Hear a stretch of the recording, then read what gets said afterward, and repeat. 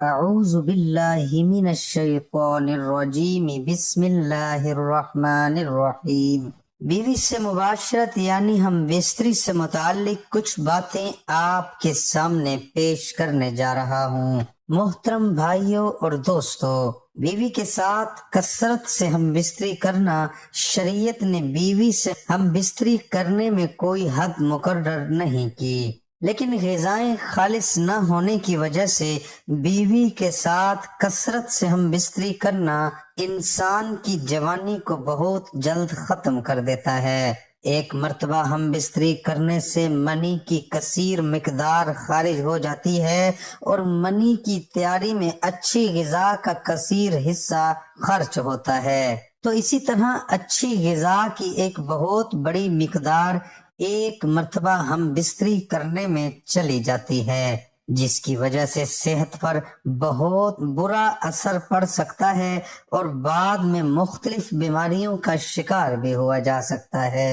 ان میں سے ایک اہم بیماری سرعت انزال ہے، اور آدمی جہاں سرعت انزال کے مریض میں مبتلا ہوتا ہوگا تو بیوی سے ہم بستری کی لذت اور اس کے لطف میں کمی ہوگی، اور عورت کی تسکین نہ کر پانے پر آپس میں رنجش شروع ہو جائے گی۔ مزید یہ کہ کثرت انداز سے مادہ کمزور اور پتلا ہوتا چلا جاتا ہے، جس کا اثر اولاد پر بھی پڑے گا کہ وہ کمزور اور ضعیف الخلقت پیدا ہوگی۔ محترم بھائیوں اور بہنوں، نبی اکرم صلی اللہ علیہ وآلہ وسلم کے آزاد کردہ غلام ثوبان رضی اللہ عنہ نے انہیں یہ حدیث سنائی، کہا میں رسول اللہ صلی اللہ علیہ وآلہ وسلم کے پاس کھڑا تھا کہ ایک یہودی عالم حبر آپ کے پاس آیا اور کہا، اے محمد، آپ پر سلام ہو۔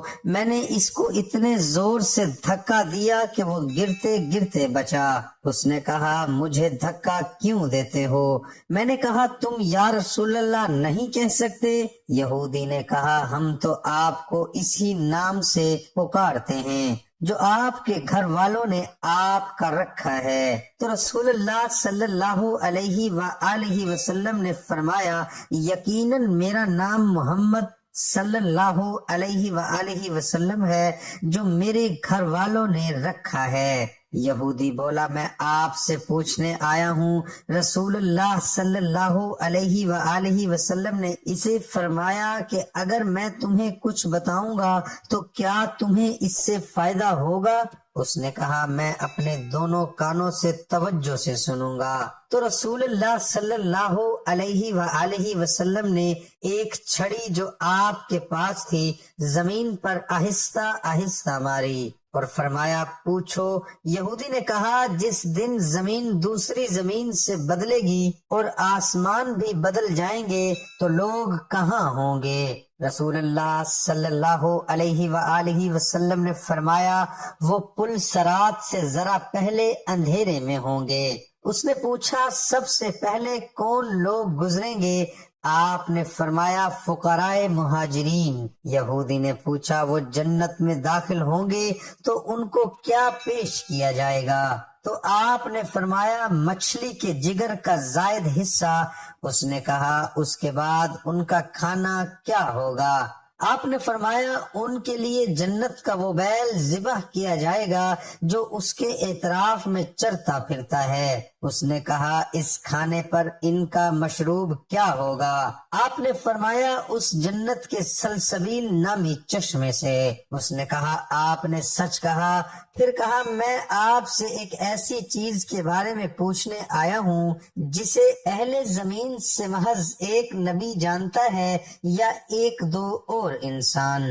آپ نے فرمایا، اگر میں نے تمہیں بتا دیا تو کیا تمہیں اس سے فائدہ ہوگا؟ اس نے کہا، میں کان لگا کر سنوں گا۔ اس نے کہا، میں آپ سے اولاد کے بارے میں پوچھنے آیا ہوں۔ آپ نے فرمایا، مرد کا پانی سفید ہوتا ہے اور عورت کا پانی زرد۔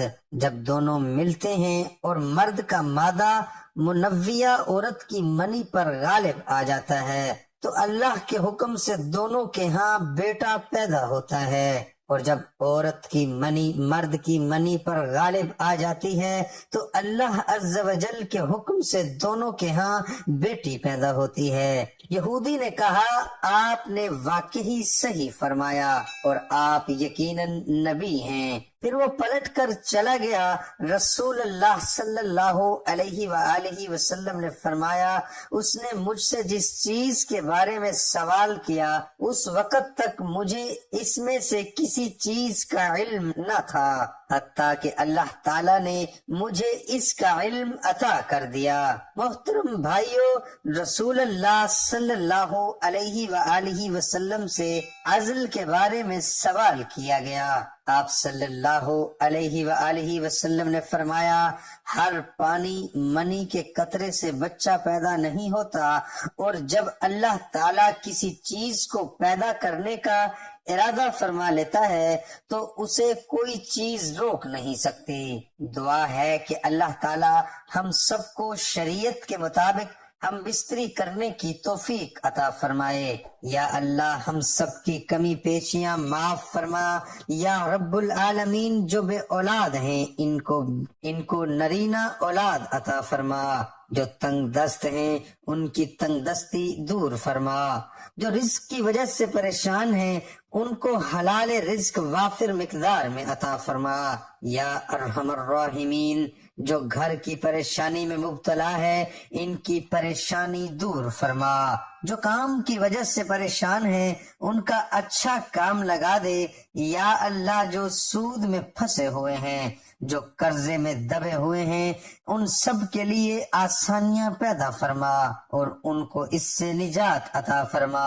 یا رب العالمین جو جھگڑے ہوئے ہیں ان میں صلح کروا دے۔ جو بے گناہ جیلوں میں بند ہیں ان کی رہائی کا بندوبست فرما۔